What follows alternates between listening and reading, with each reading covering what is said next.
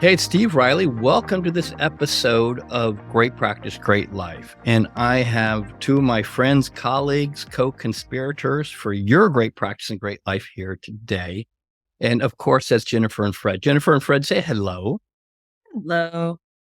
Hello, everybody. So we are going to talk about, actually, Jennifer, Fred, why don't you tell us what the theme of today's podcast is? Well, today is about how important it is to take risks and break things in order to go to where you want to go in growing your firm and your life, for that matter. And trying to it's how you achieve your goals. So, Fred, what do you think about this? It seems pretty crazy. I mean, you're a trained engineer. You have to break it first to grow it. I mean, this makes no sense to me whatsoever. Yeah, the classic adage is, if it ain't broke, don't fix it. I think people's basic premise is everything's going okay, so it ain't broke. But actually, you can do so much better if you really want to grow and expand and achieve your goals. Doing just okay is never going to get you there. You really got to break what you're doing so you can move forward to what you really want to be doing. I like that because it's the interesting word, like breakthrough. So you have to break through whatever the plateau or wherever you're at in life to go to wherever you want to be, whatever is on the other side. So it's a very interesting, you two have a very interesting approach. Let's do some basic stuff. So as we talk to folks about you, I just want them to understand you both have, you kind of built a heck of a niche practice. And let's just begin with Fred, would you mind just talk briefly about your practice? And then of course, I'm comfortable that Jennifer will correct us both on this if she needs to.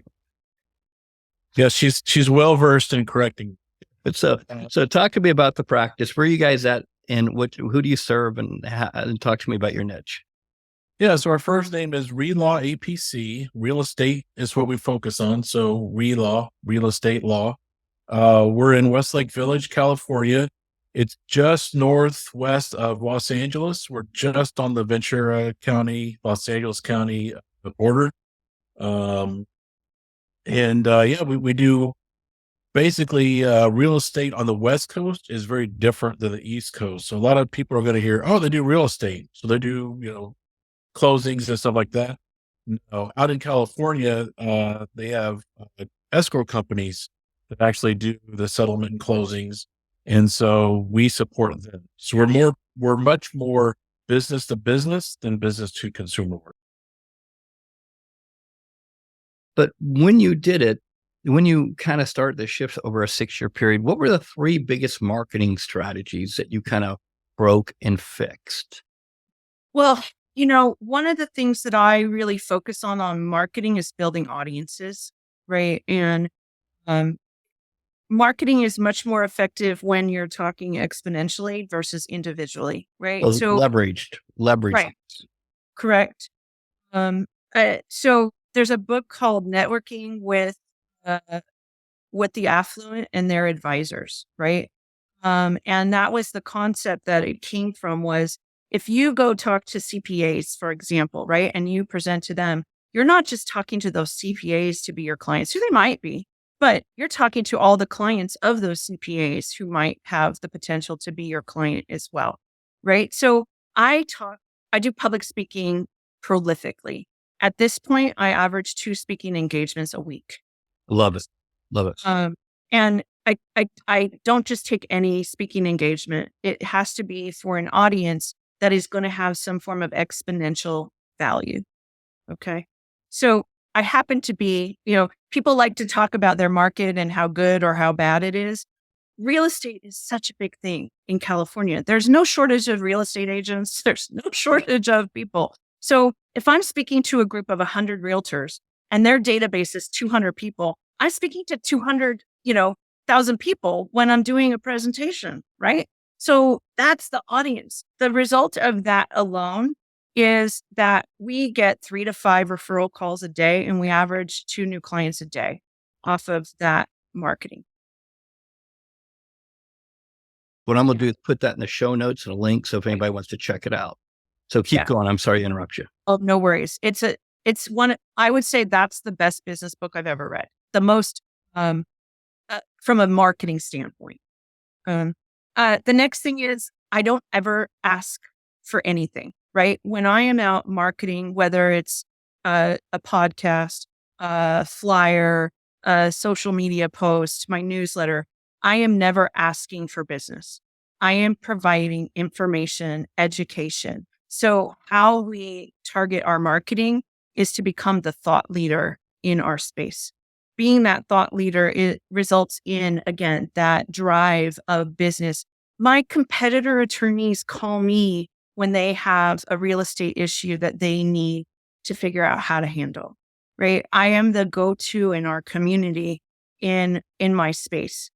So escrow companies, for example, California has 700-ish licensed escrow companies. We represent over 400 of them. That's a good statistic. So if you want to talk about dominate your market, yeah, I think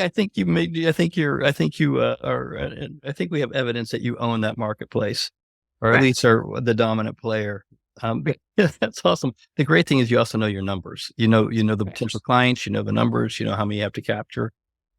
So keep going. Sorry, that's fantastic. So that being that thought leader. So how did I get into that escrow space? How did I become the expert? Right. Well, I had been in escrow before, so there's a part of that is just there's a level of trust and comfort. You speak their language, right? But they didn't know I hung my shingle. They didn't know I was out there and wanted their business. So I went to where they congregated. Escrows have trade associations. I reached out to every trade association and said, you need a speaker? You need someone to talk for your group? So give me one more. So if you look back to like PGP days to where you're at today, what's another process that you had to break to rebuild or fix or expand? Personally, it was my belief that I was actually delegating. So it's a skill, it's a process. You have to learn how to do that. And so I joke about who my boss is, and every man knows if they're married that their wife is the boss. And we were talking about all these things I'm not getting done. And she's like, well, your delegating process is broken. And you can hear the same thing 20 times, but it takes like the 21st time when you hear it, when it actually resonates, you're like, you know what it really actually is. And so I think our staff, to their chagrin, is like Fred had to figure out how to actually delegate, because they are getting tasked a whole lot more than they ever were. So that delegation process, and it's learning, it's a skill. It's learning how to manage people. But I had to create a delegation process because I am an engineer. I am more analytical. I had to actually create that process for me to follow. I love that. I love that. It is a skill. It takes a while. And I've been doing it for a considerable period of time. And I would say that I'm still a white belt. I'm well, there's the perceived delegation and there's the actual. I love it. Right? There's also the reverse delegation issue, right? So, if you're going to delegate, you have to have systems so that it all doesn't just end up back on your desk. Yes, the delegation up, the boomerang task, the boomerang project, which usually sometimes is intentional by the team member, and other times is lack of clarity, lack of understanding, lack of process, lack of what was I thinking. And we created a new requirement that if you come to either of us with an issue that you need help fixing, you also have to bring a potential solution. It might not be the solution, it might not be the best solution, but you have to come with something, which gets their brain to think, right? Instead of just spoon feeding them, here's all the answers, they have to actually think about it and propose a solution.